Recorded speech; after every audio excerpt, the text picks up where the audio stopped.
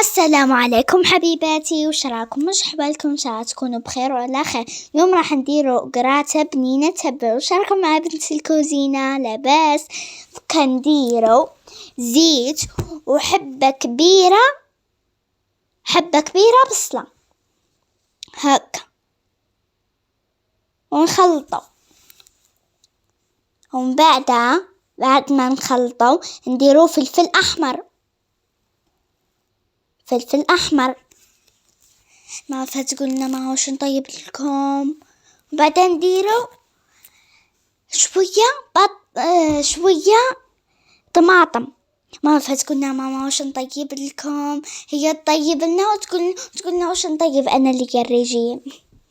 كان خلطوهم ونحطوا زرودية ملحية هاك بهذا الشكل ونخلطه هاك.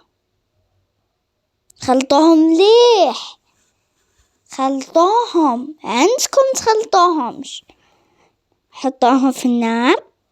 شوفوا كيفاش ولا شكلهم.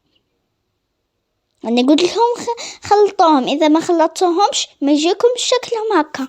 خلطوا وشوفوا ماما الشاطرة هاي ديرنا في الكسرة تاع الخميرة. شفتوا ماما الشاطرة وكدرنا في القراصة. هادرنا في القراصة قلت لكم عليها تخلط. فك ديروا لي ها، وهنا عرق أصفر، هنا فلفل أحمر، ما عباليش تقولوا، وملح.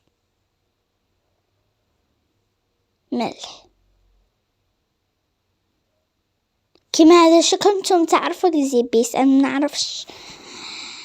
كنديروا مغرف طماطم لباط وخلطوا يولي لكم الشكل هكا. وصبوا فوقها ماء سخون وخلطوا بهذه الطريقة. تولي ما تقولوش ماش بنينة تهبل عسل هكا. خلطوها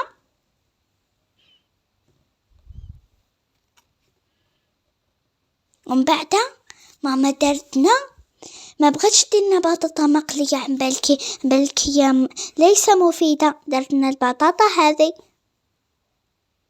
هكا بهذا الشكل. وهكا هاي ماما خرجت البطاطا من القلاية وحطتها في القراصة. جت تهبل وخلطة بهذا الشكل.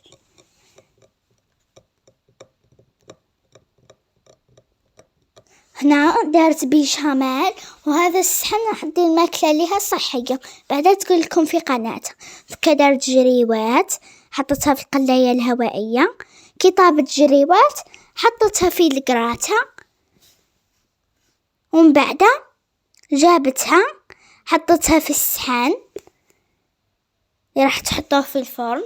حطتها في الصحن بهذا الشكل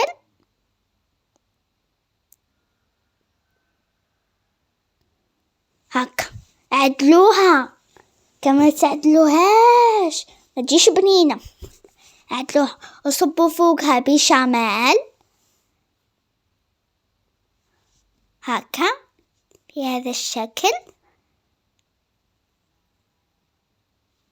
هاكم تشوفوا هذيك الفحالة عند ماما. حطوها في الفرن. هاي الكسرة تاعنا. وبغيت نقول لكم باي باي. نتلاقاو في فيديو آخر.